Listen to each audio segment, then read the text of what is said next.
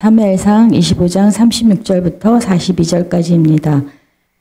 아비가일이 나발에게로 돌아오니 그가 왕의 잔치와 같은 잔치를 그의 집에 배설하고 크게 취하여 마음에 기뻐함으로 아비가일이 밝는 아침까지는 아무 말도 하지 아니하다가 아침에 나발이 포도주에서 깬 후에 그의 아내가 그에게 이를 말하매 그가 낙담하여 몸이 돌과 같이 되었더니 한 열흘 후에 여호와께서 나발을 치심에 그가 죽으니라.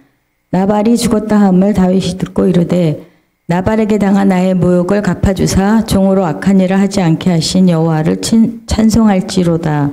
여호와께서 나발의 악행을 그의 머리에 돌리셨도다 하니라.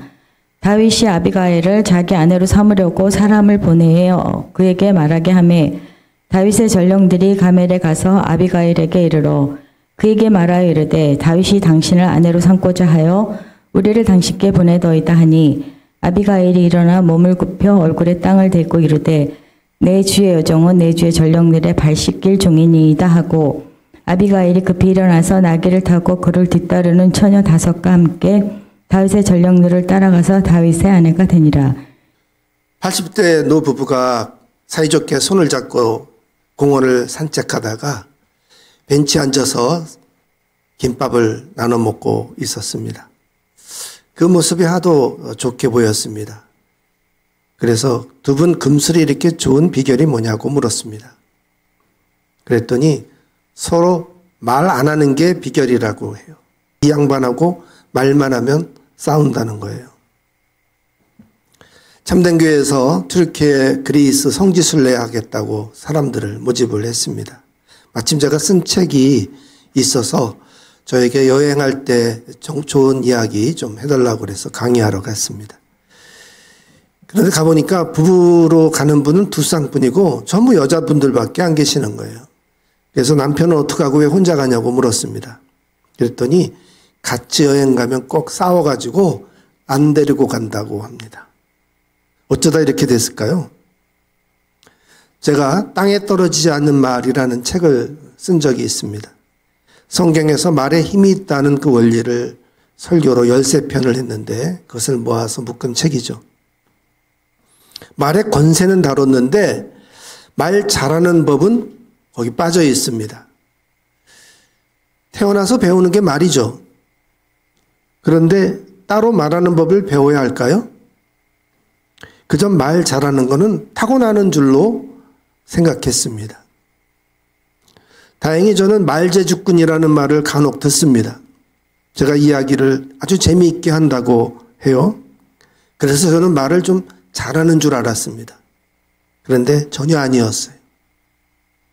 부부싸움을 할 때는 꼭 아내가 저하고 말이 안 통한다는 말을 합니다. 안 통하니까 싸우는 거죠.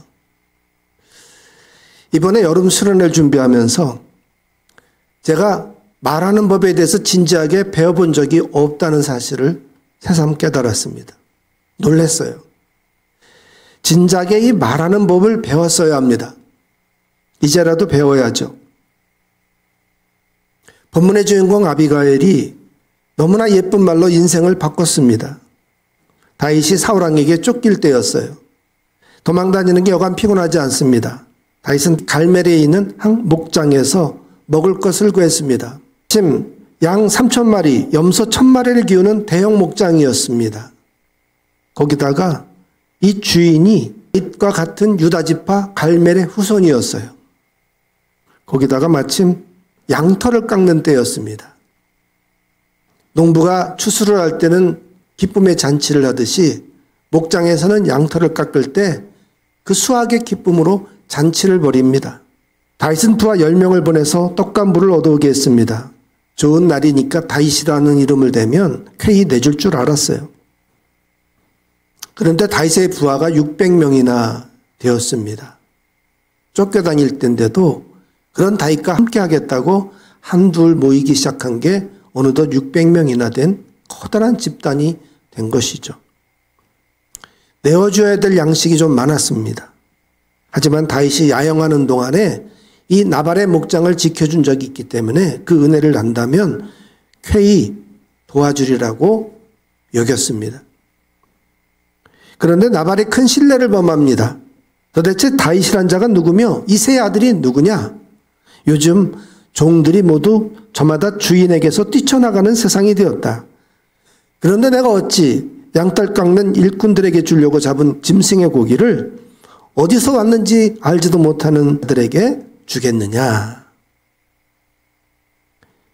나발은 다윗이 사울에게 쫓기는 것을 잘 알고 있었어요. 그래서 종이 주인에게 뛰쳐나가는 세상이 되었다고 혀를 찼습니다. 그리고는 다윗을 모르는 자라고 치욕을 안겼어요. 다시 붕괴해서 부하 400명에게 칼을 채웠습니다. 쫓기는 신세여도 나발은 한 주먹거리도 안 되죠. 그때 나발의 일꾼이 참 지혜로워요. 다윗이 틀림없이 안갚음할 거다. 그런데 성격이 불같은 나발에게 말해봤자 통하지 않을 걸 알았어요. 그래서 나발의 아내 아비가일에게 빨리 대비하라고 독촉했습니다. 아비가일은 서둘러서 빵 200덩이와 포도주 2가죽 부대와 요리한 양 5마리와 볶은 곡식 5세아와 계산해 보니까 5세아 그러면 36.5리터예요. 그러니까 한 말 반 좀 더 되는 양이죠. 건포도 뭉치 100개와 무화과 뭉치 200개를 낙이 여러 마리에 나눠 실었습니다. 그리고 앞장서 가게 하고 자기는 뒤따랐습니다. 야곱이 형 에서를 만날 때 선물을 앞세 보낸 것 같은 그런 작전이었던 거죠. 충분하지는 않았지만 우선 이거라도 보고 다윗이 마음 풀기를 바랬습니다. 다윗이 단단히 벼르고 오던 참입니다. 나발이 괘씸하기 짝이 없죠. 자기 재산을 지켜줬건만 선을 악으로 갚았습니다. 다윗은 나발의 집안에 씨를 말리겠다고 잔뜩 벼렀습니다. 그러다가 길에서 이 아비가일과 마주친 거죠. 아비가일이 다윗을 보고 급히 나귀에서 내렸습니다. 다윗 앞에 엎드려 얼굴을 땅에 대고 절했습니다. 그리고 엎드려 애원합니다. 아비가일의 간곡한 호소가 25절부터 31절까지 있어요. 제가 좀 요약해서 보면 죄는 바로 나에게 있습니다. 나의 몹쓸 남편은 정말 못되고 어리석습니다. 나의 은혜도 모릅니다. 그러니 죽어 마땅하죠. 하나님이 돌멩이 던지듯 팽겨쳐 버리실 겁니다. 그러나 우리는 하나님이 지켜주셔서 곧 이스라엘의 임금이 되실 분 아닙니까? 지금 공연히 이런 사람을 죽여 마음에 걸리는 일이 없으면 좋겠습니다. 부디 은혜를 베풀어 이 종을 기억해 주시기 바랍니다. 이 말에 다윗이 감동을 해요. 오히려 경솔했던 자신을 지켜줘서 고맙다고 합니다. 그리고는 이런 여인을 만나게 된 거를 하나님께 높여 찬양을 해요. 다윗은 아비가일을 평안히 돌려보냈습니다. 오늘 본문은 그 뒤에 벌어진 일이에요. 아비가일이 집에 돌아와 보니까 나발은 술잔치를 벌이고 있었어요. 술상이 임금의 상 못지 않았습니다. 이렇게 나발은 무슨 일이 일어났는지도 모르고 허랑방탕하고 있었던 거죠. 아비가일은 잔뜩 취한 남편에게 아무 말도 하지 않았습니다. 날이 밝고 술이 깨었을 때 어제 있었던 일을 말해 주었습니다. 나발이 그 말을 듣고 몸이 굳어버렸어요. 근데 그걸로 그만입니다. 나발이 잘못한 걸 알았으면 빨리 다윗을 찾아가서 용서를 빌었어야죠. 손이 발이 되도록 빌었어야죠. 어리석은 나발은 뒷수습을 하지 못했습니다. 결국 열흘 후에 죽었습니다. 그만큼 충격이 컸다는 거죠. 그런데도 다윗에게 용서 구하러 가지 않았어요. 다윗이 나발이 죽었다는 소식을 들었어요. 아비가일은 나발 같은 사람에게는 과분한 아내였죠. 다윗이 곧바로 아비가일에게 청혼합니다. 44절을 보니까 첫째 부인 미갈이 이미 다른 남자에게 가버렸어요. 그리고 이렇게 쫓기는 중에서도 어떻게 43절에 보니까 아히노암을 둘째 부인으로 맞아들였던 차이입니다. 그러니까 아비가일에게 청혼했던 시기와 아히노암을 아내로 맞아들인 시기는 거의 비슷해요. 놓치기 너무 아까운 지혜로운 여인이었어요. 다윗이 홀딱 반했습니다. 그래서 남편의 장례 중인데도 청혼을 한 거예요. 도리에 어긋난 무리한 시도죠. 물론 성경이 쓰였을 때 장례를 그치고 좀 시간이 지나서 청혼했는지는 몰라도 문장은 이어서 나오니까 다윗이 이런 여인을 놓치기 아까운 마음에 다급한 마음에 청혼을 한 것입니다. 그러나 아비가일은 이 갑작스러운 청혼을 받고 오래 생각하지 않아요. 곧바로 일어나 몸을 굽혀 얼굴을 땅에 댔습니다. 내 주의 여종은 내 주의 전령들의 발 씻길 종이니이다. 자기 같은 과부에게 다윗 같은 용사가 청혼한 게 너무나 황송합니다. 그런 말이에요. 아비가일은 장차 다윗이 어떤 인물이 될 줄 알았습니다. 다윗이 지금 사울에게 쫓기는 신세였지만은 이제 이스라엘의 임금이 될 자라는 것을 꿰뚫어 본 거예요. 이 청혼을 받아들이면 자기는 왕후가 되는 거죠. 아비가일은 몸을 최고로 낮췄습니다. 자신을 여종이라 그랬어요. 그리고 다윗의 부하들의 발을 씻길 종이 되겠다고 대답했습니다. 그리고는 급히 일어나서 나귀를 타고 다윗의 전령들을 따라갔습니다. 그리고 다윗의 아내가 되었습니다. 아비가일의 말과 행동이 참으로 지혜롭습니다. 첫째, 아비가일은 자신을 낮출 줄 알았어요. 부잣집 마님 행세를 안 했습니다. 오히려 다윗의 부하들의 발을 씻기는 종이 되겠다고 최대한 낮췄어요. 자기를 여종이라고 불렀어요. 두 번째로 이 화난 다윗의 마음을 누그러뜨리는 방법을 알았어요. 다윗을 진정시키려고 선물을 준비했습니다. 즉시로 남편 나발의 잘못을 인정했어요. 다윗이 복수심에 불타서 죄짓지 않도록 설득을 합니다. 그러면서 다윗의 신앙심을 건드려요. 다윗의 신앙을 깨웠습니다. 다윗은 아비가일의 말을 듣고 하나님의 뜻을 깨달았어요. 세 번째로 아비가일은 어려운 결정에도 머뭇거리지 않았습니다. 거기에는 어리석고 과시욕이 가득한 남편과 살면서 얼마나 참고 살았는지가 훤히 보여요. 또 다윗이 쫓기는 신세였어도 미래의 큰 인물이 될 줄을 알아봤습니다. 그런 눈이 있었어요. 거기에 여호와 하나님의 섭리가 따를 거라고 하는 신앙심도 깃들어 있는 거죠. 그야말로 말로 천냥빚을 갚은 인생을 바꾼 여인입니다. 잠언 18장 21절에 죽고 사는 것이 혀의 권세에 달렸다고 했어요. 혀를 쓰기 좋아하는 자는 그 열매를 먹는다. 즉 말은 생명을 살리고 죽이는 엄청난 힘이 있다는 거예요.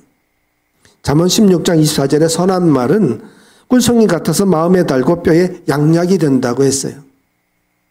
말로 병도 주지만 말로 병을 고치기도 합니다. 그러나 이 혀를 통제하기 참으로 어렵습니다. 그래서 야고보는 이 혀를 불꽃이나 배의 키와 같다 그랬어요. 혀를 잘못 눌리면 불이 번지듯 걷잡을 수 없어집니다. 이 작은 혀가 우리 몸의 생사를 가를 수 있다는 거죠. 경청해라. 공감해라. 간결하고 분명히 말해라. 핵심을 말해라. 상대방과 눈을 맞춰라. 또 제스처요, 몸짓과 손짓의 표정에 신경을 써라. 질문을 잘해라. 부정어보다는 긍정어를 써라. 장점을 발견해라. 칭찬해라. 상대를 존중하라. 상대의 감정과 관심에 집중해라. 이런 거 너무나 많이 들어서 잘 아는 거죠. 그런데도 안다고 해서 이게 실전에 잘 써먹혀지지가 않아요. 말 잘하는 게 하루아침에 되는 일이 아닙니다. 부단히 연습하고 노력해야 돼요. 말 때문에 사회생활에 어려움을 겪는 사람들이 주변에 많습니다. 그런데도 말하는 법을 배워야 된다는 생각을 아예 못해요. 우리 주변에 보면 말을 듣는 것보다는 제 말만 하려고 하는 사람이 있어요. 남의 험담을 즐겨하는 사람이 있습니다. 이유 없이 심통 부리는 사람이 있어요. 자기 말만 옳다고 우기는 사람이 있어요. 우물 아래 개구리인 줄 모르는 사람이 있습니다. 또 극기 내향인이어서 아예 말을 안 하는 사람이 있어요.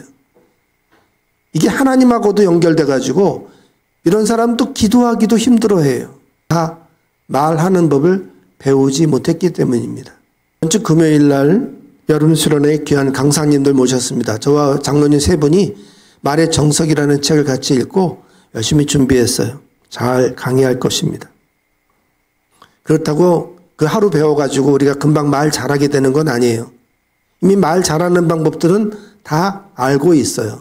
이걸 본격으로 더 적극으로 열심히 말하는 법을 배워야 되는구나 하고 깨닫는 시간이 되기를 바랍니다. 바울은 에베소서 4장 29절에 무릇 더러운 말은 너희 입 밖에도 내지 말고 오직 덕을 세우는데 소용되는 대로 선한 말을 하여 듣는 자들에게 은혜를 끼치게 하라고 했습니다.